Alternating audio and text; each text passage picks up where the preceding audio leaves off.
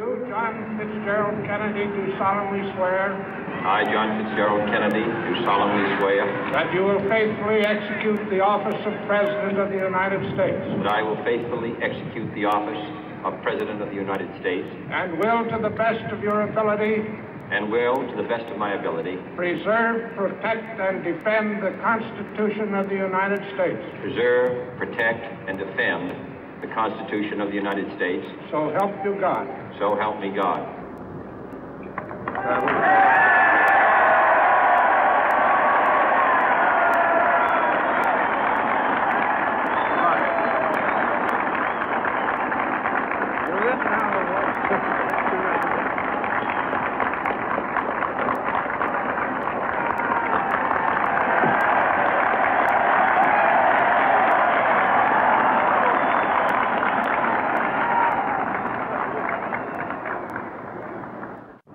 Vice President Johnson, Mr. Speaker, Mr. Chief Justice, President Eisenhower, Vice President Nixon, President Truman, Reverend clergy, fellow citizens. We observe today not a victory of party, but a celebration of freedom, symbolizing an end as well as a beginning, signifying renewal as well as change.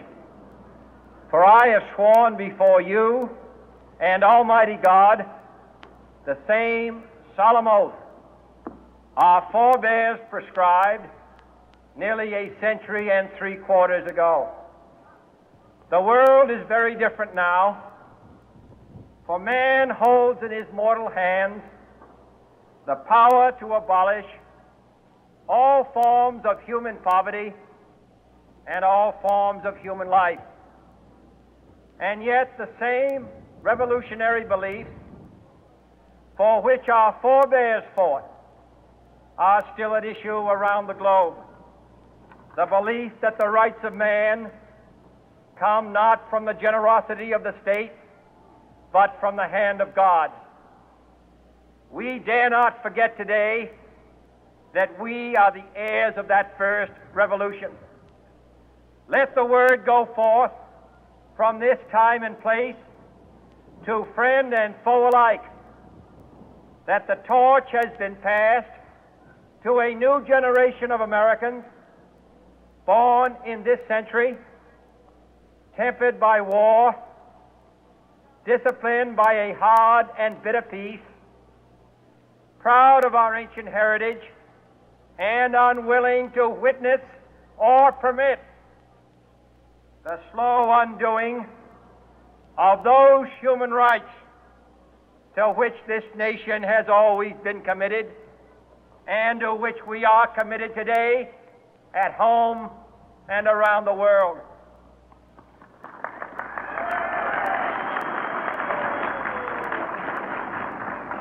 Let every nation know, whether it wishes us well or ill, that we shall pay any price, bear any burden, meet any hardship, support any friend, oppose any foe to assure the survival and the success of liberty.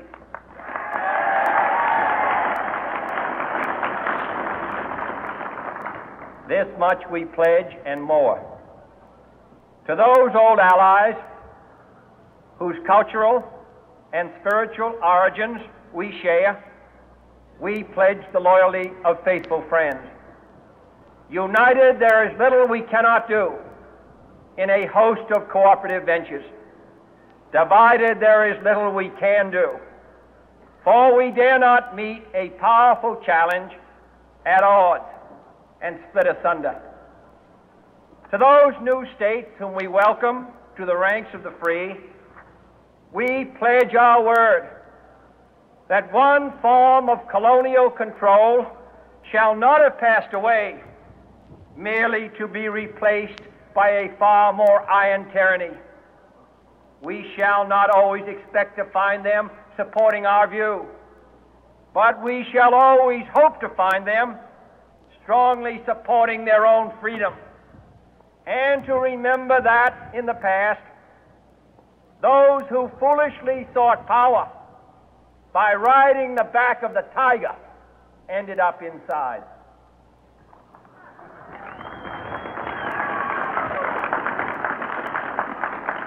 To those people in the huts and villages of half the globe struggling to break the bonds of mass misery, we pledge our best efforts to help them help themselves for whatever period is required, not because the communists may be doing it, not because we seek their votes, but because it is right. If a free society cannot help the many who are poor, it cannot save the few who are rich.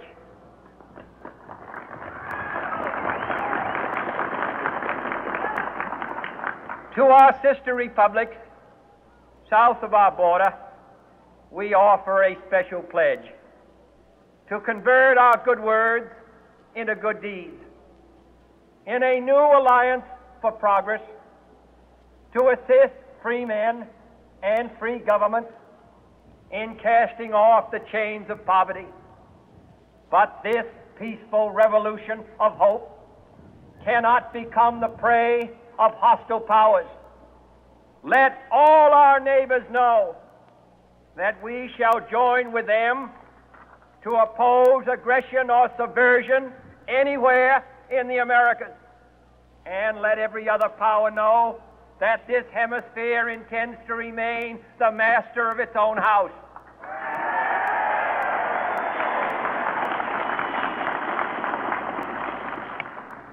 To that World Assembly of Sovereign States, the United Nations, our last best hope, in an age where the instruments of war have far outpaced the instruments of peace, we renew our pledge of support to prevent it from becoming merely a forum for invective, to strengthen its shield of the new and the weak, and to enlarge the area in which its writ may run. Finally, to those nations who would make themselves our adversary, we offer not a pledge, but a request that both sides begin anew the quest for peace.